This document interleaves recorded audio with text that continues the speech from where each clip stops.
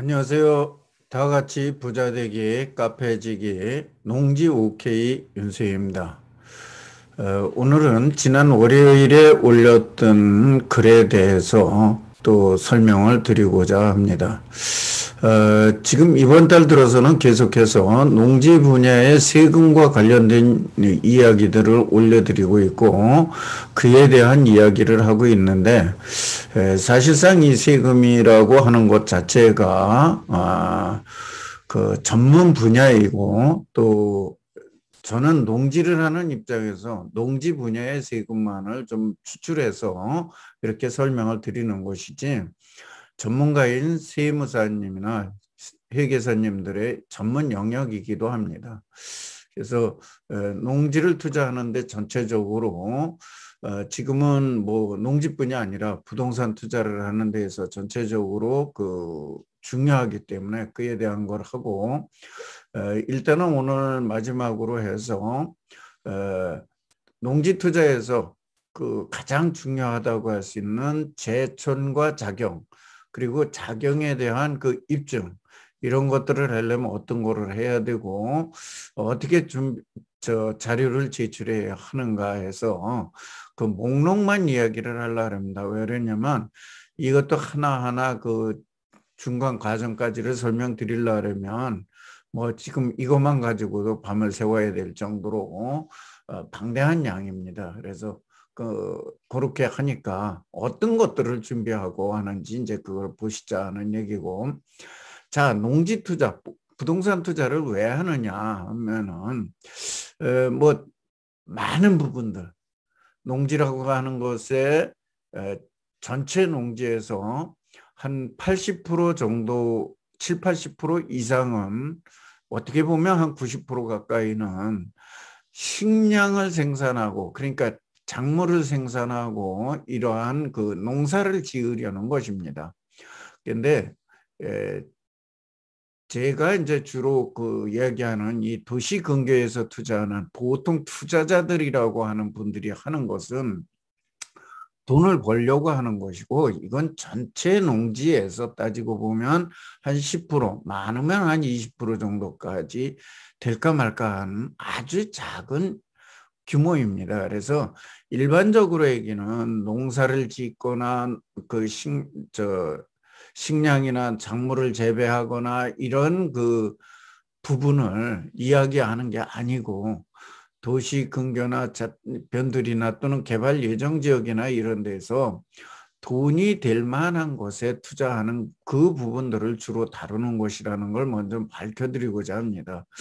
그래서 오해가 없으셨으면 좋겠어요. 그래서 일반적으로 이야기하는 투자라고 접근하기가 좋은 거고 우리가 농사를 지으러 가고 그런 걸 하기 위해서 농지를 사는 것을 투자라고 이야기하기에는 조금 그거는 생업과도 관계가 됐고 그거는 투자로서의 가치도 아무래도 좀 낮고 그렇기 때문에 그거는 그렇게 말하지는 않는다 대부분이.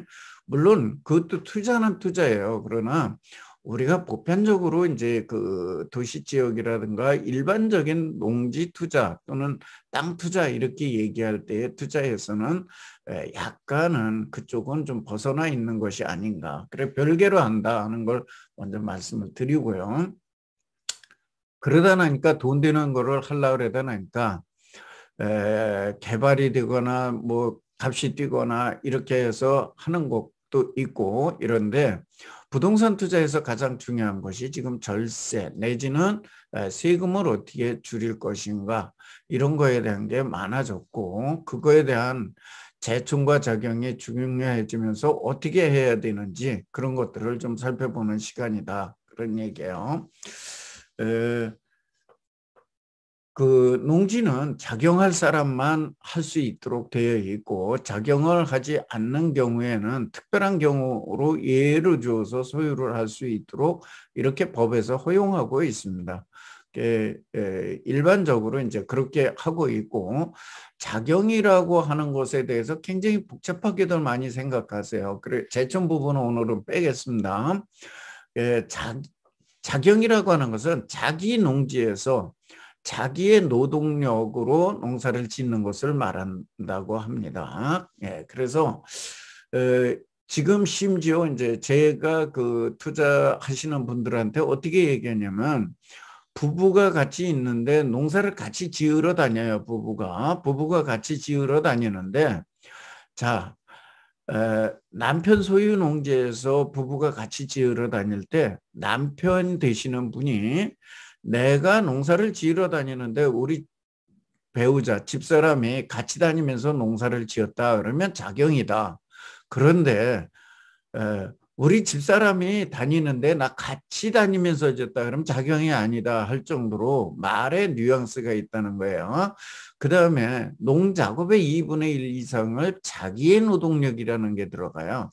그래서 물론 이것도 자기의 노동력이라는 것을 꼭 본인이 노동한 시간만으로 얘기하는 건 아니에요. 본인이 하는 과정에서 또 다른 사람의 손을 구할 수도 있는 거고 이런 거기 때문에 그 작업한 것을 꼭 본인이 가서 일한 시간으로 따졌을 때, 작업량으로 따졌을 때 2분의 1을 해야 된다. 이거는 너무 편협적이라 그럴까 아주 협소한 해석이라고 할 수 있습니다. 왜 그러냐면 예를 들어서 한 3,000평, 10,000평, 20,000평 농사를 짓는다고 그러는 사람이라 그러면 예를 들어 고구마, 요새 한창 나오는 고구마를 예를 들을까요?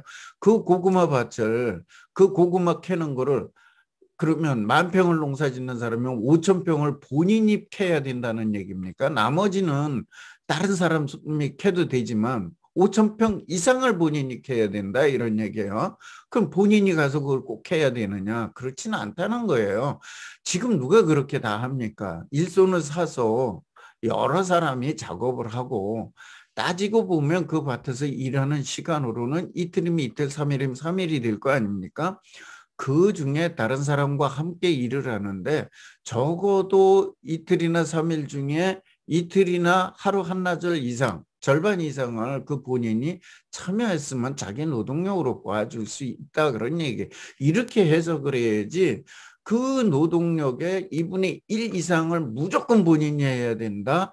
이거는 우리나라에서 그럼 대농이라는 게 있을 수가 없습니다. 아마도 거의 1,000평 이상을 혼자 그렇게 농사를 지을 수가 없을 겁니다. 웬만한 농사라 그러면.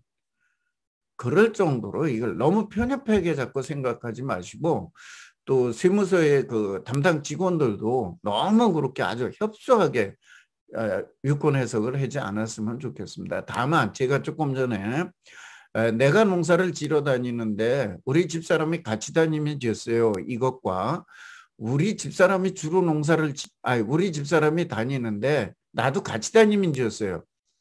요건 조금 어다르다고 할 수 있잖아요. 그래서 누가 그 농업 경영에 주도적이고 누가 더 많이 했다고 말하는 데에서 벌써 차이가 나잖아요. 그래서 이런 정도로는 좀 머리에다 인식을 해라 그런 뜻입니다.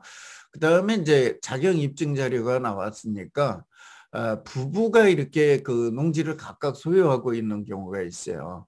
이럴 적에 대부분의 우리나라 이제 그 많은 그 연세 드신 분들은 남편 위주로 조합원에 가입이 됐거나 또는 남편 위주로 농자재를 구입을 하게 됩니다. 그리고 배우자들은 거의 안 하세요. 근데 이렇게 하시면 안 되고 토지를 가지고 있는 사람은 각자 그 증빙 서류를 갖추셔야 됩니다. 한 집안에서 부부가 각각 갖고 있다 그래도 각각 그 증빙 서류를 갖추셔야 돼요. 그래서 비료, 농약 뭐 이런 거 산 것들 뭐 이런 것들을 각각 갖추셔야 된다. 물론 어느 한 사람이 조금 더 갖추게 되겠죠.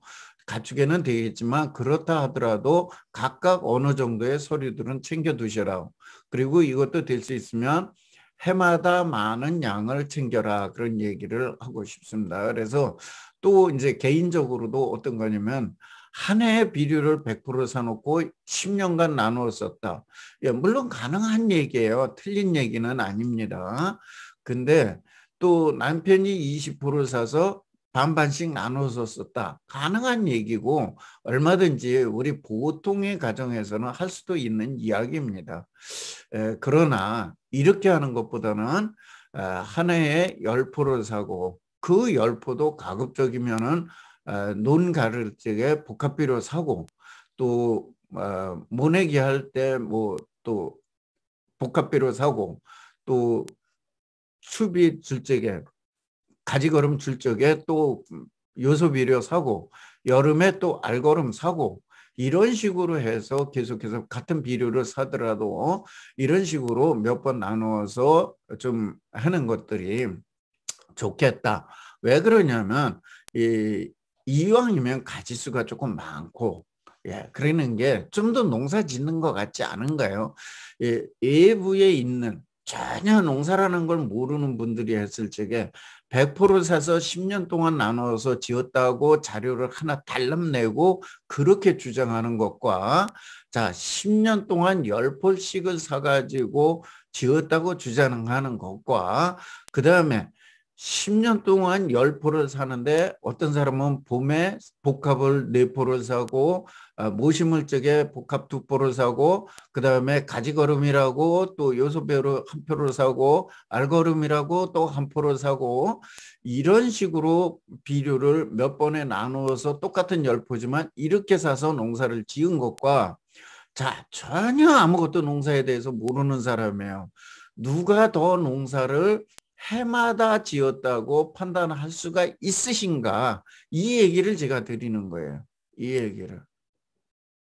그러니까 이왕이면 농사 짓는 거 그렇게 했으면 좋겠다, 그 얘기고, 담당 공무원 역지사지라는 거 내가 심사하는 입장이라는 걸로 생각해서 좀 자료들을 구비했으면 좋겠다, 이렇게 말씀을 드리는 겁니다. 그 다음에 아까 제가 뭐 요건 앞에서 얘기했으니까 그렇고, 그 다음에 농작업의 2분의 1 이상도 주도적으로 했느냐 안 했느냐 그거 따진다 그런 거고요. 그러면 작용은 어떻게 해야 되느냐? 작용은 이렇게 매번 영수증 이런 것도 많이 갖추어 놓고, 그리고 이런 자료들을 많이 가지고 있고, 웬만하면 본인이 농사를 주도적으로 지으시라. 이것만은 뭐 불변의 사실이에요. 이것만은.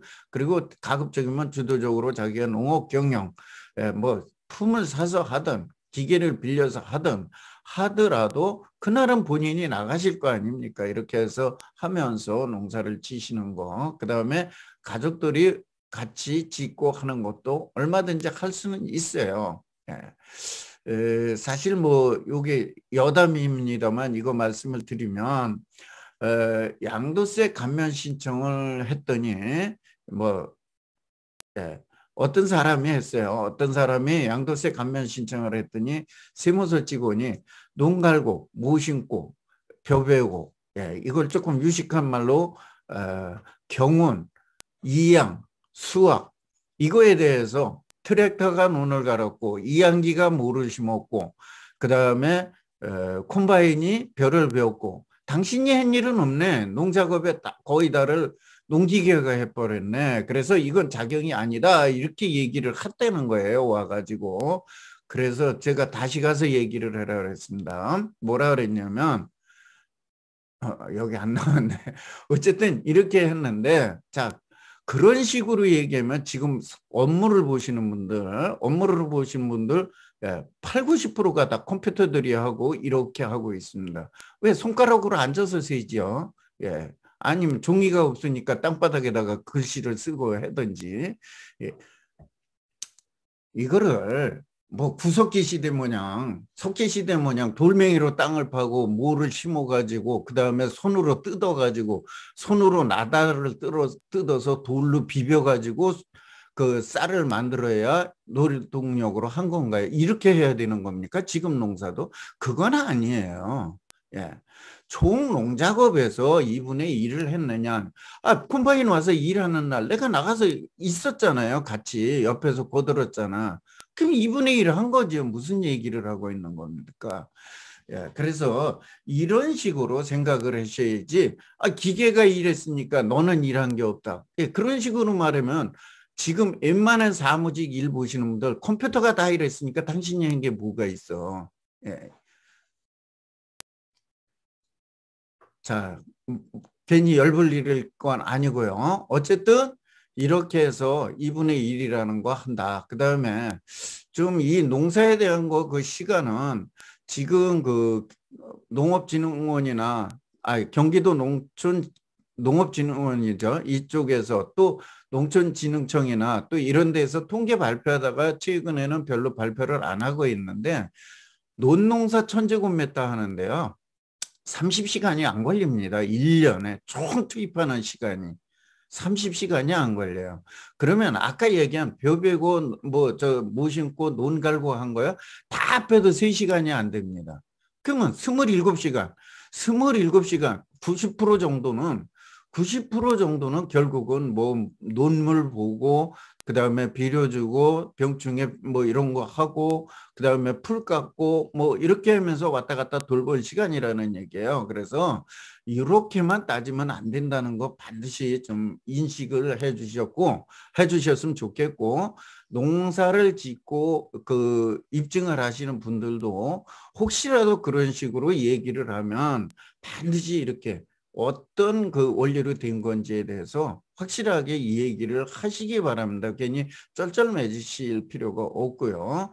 예, 그래서 이런 것들을 보면서 이제 해야 되고, 자, 이제 제촌이라고 하는 것은 주민등록이 그런데 주소지에 돼 있고 그 지역에서 이제 그 살고 있으면 됩니다. 그래서 제촌이라고 하는 것은 거의 다가 그 주민등록 가지고 확인을 하고 혹시 이것 갖고 뭔가가 좀 부족해 보일 적에 보충적으로 자료들을 요구를 합니다. 아마 이거는 한 90% 이상이 그 주민등록 이외의 자료를 요구하지를 않습니다. 그런데 한 10% 정도 남짓, 5%, 10% 남짓 요 정도 대개가 제촌에 대한 입증 자료를 요구하기도 합니다. 가족 간에 떨어져 있다든지 또는 위장 전입으로 보인다든지 이럴 적에 하는데, 그래서 그런 분들은 이런 보충적인 자료를 조금 준비해 두시는 것도 괜찮다. 정상적인 가정에서 일반적으로 제촌을 제대로 하고 계신 분들이라면 주민등록만 있으면은 그 외에 추가적으로 뭐 요구하거나 이런 경우는 없습니다. 그 다음에 이제 자경이라고 하는 것은 앞에서도 봤지만은 상시농업에 종사하거나 농작업의 2분의 1 이상 농사를 지어야 된다. 자경 입증에서는 농지원부나 농업경제 등록 뭐 이런 공적 장부하고 그다음에 그 농사를 짓는다 하고 들어간 농자재 구입 영수증, 그다음에 수매나 판매 뭐 이런 영수증이나 확인 이런 것들을 가지고 주로 하고, 여기서도 이거를 가지고 약간 농사를 지은 것이 조금 부족하다 하는 경우에 이제 보충적 방법으로 경작사실 인후보증서라는 것, 또 직분금 확인서, 자경증명, 조합증명 뭐 이런 것도 같이 이제 제출을 하기도 해요. 요새는 하는데 이런 거는 보충적 자료라고 볼 수 있습니다. 직접적 증빙서는 아니고.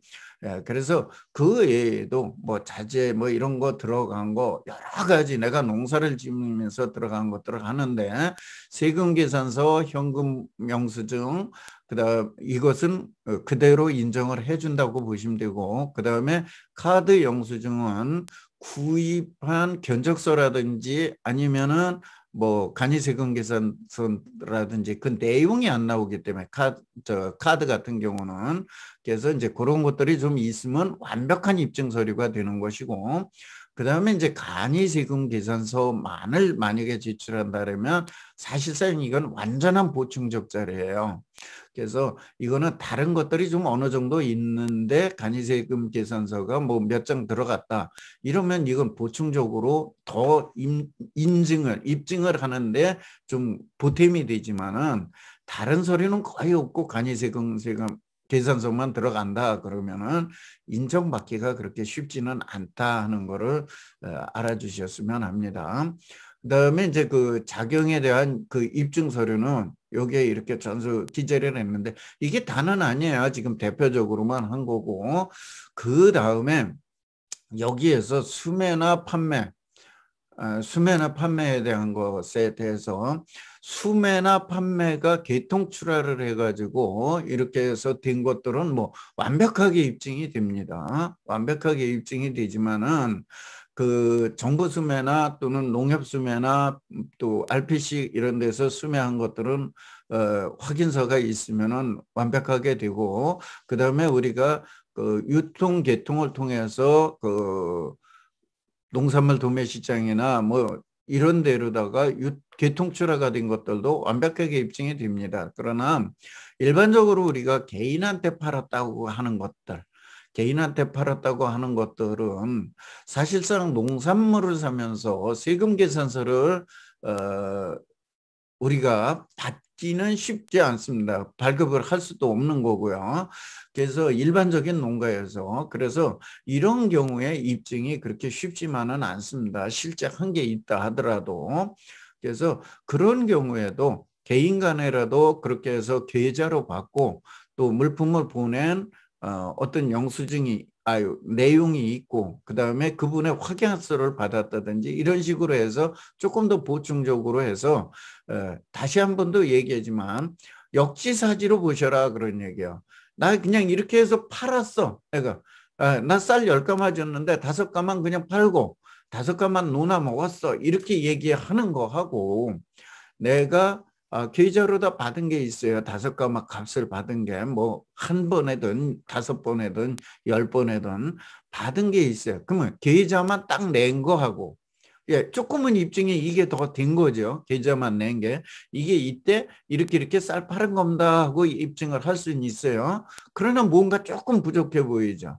그럴 적에 그때 당시에 쌀을 사간 사람한테 뭐 내가 영수증을 해줬다든지 아니면 쌀을 사간 사람이 내가 구입했다는 확인서가 있다든지 이러면 계좌 영수증, 계좌하고 그거 하고 있으면 더 확실해지겠죠.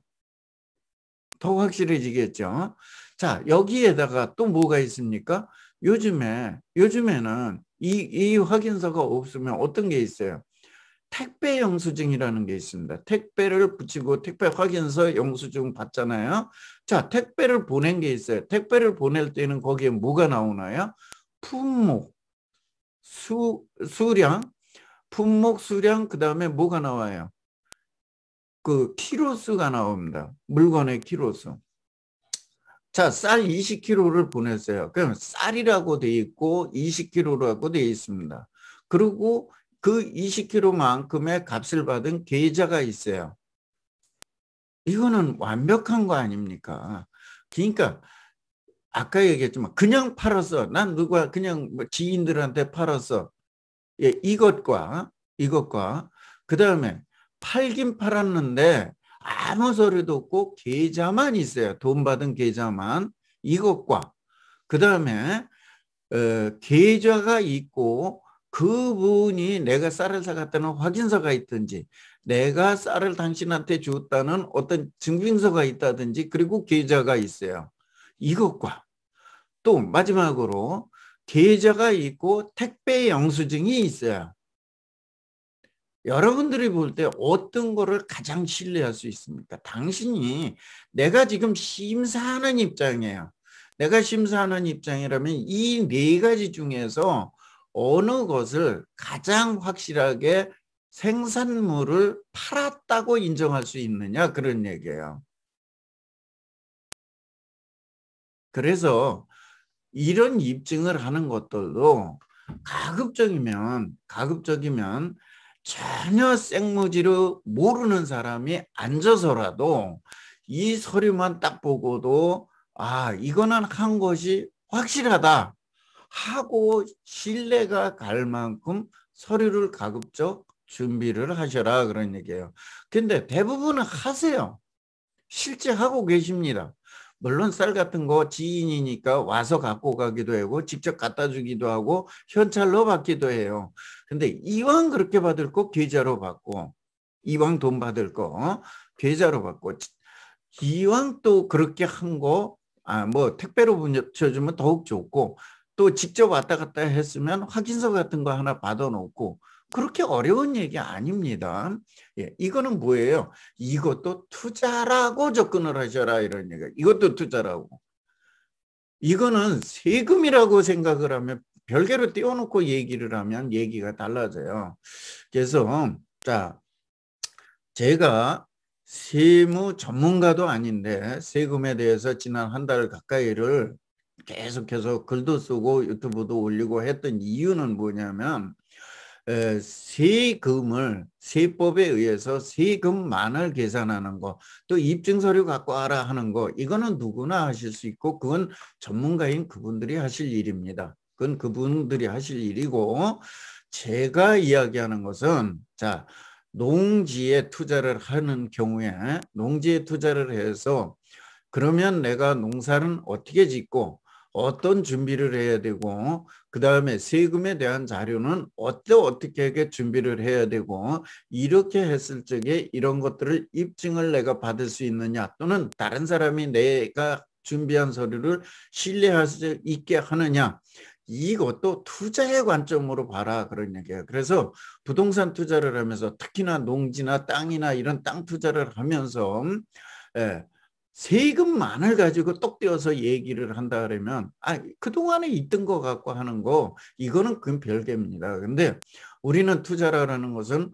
구입하기 어떻게 보면 준비 단계에서부터 처분을 해서 완벽하게 내 손에 모든 돈이 들어오는 그 과정까지 전 과정에서 어떤 것들을 준비해야 되고 어떤 것들은 안 해도 되고 또 어떤 것들은 반드시 해야 되고, 그래야지만 내가 나중에 내가 수익을 가질 적에, 내가 돈을 회수할 적에 더 많이 더 좋은 결과로, 또 남들한테도 괜찮지만 나한테 좋은 결과로 얻을 수 있는가, 이것은 구입에서부터 처분까지 전 과정을 이해를 하지 못하면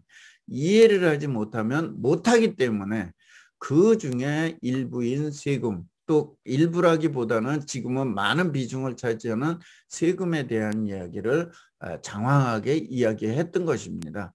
그리고 향후에는 이제 구입해서 또는 보유 관리하면서 또는 뭐 그 세금 부분 또는 연금 부분까지도 이런 것들이 세금이라는 게 어디에서도 떨어지질 않아요. 계속 붙어야 되고, 이게 내가 팔을 적에 준비한다? 안 됩니다.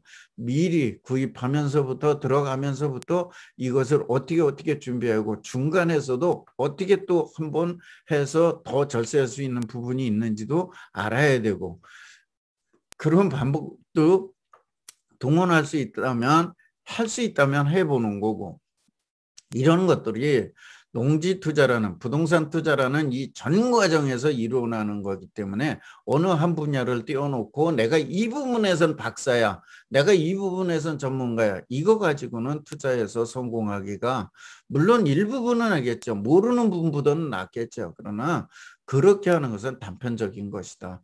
전반을 이해를 하고 하시는 것이 좋다. 그래서 저는 늘 우리 그 식구들이나 강의를 하면서도 전체를 일단 대충이라도 이해를 하고 그 다음에 좀 부분적으로 이해를 하는 습관을 가지시라고 얘기를 합니다.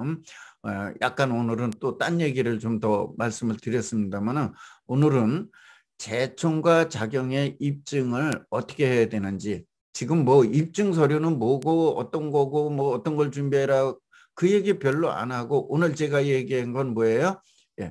내가 심사자라면 입증의 자료를, 똑같은 자료를 봤을 때 어떠한 것들을 더 신뢰하고 인정해 줄 수 있는지, 그렇게 하기 위해서는 어떤 것들을 어떻게 해야 되는지, 그 입증 자료 중에서 한두 가지, 서너 가지만 가지고 여러분들에게 조금 더 설명을 드렸던 것입니다. 부동산 투자로 성공하시기를 바라겠습니다. 감사합니다.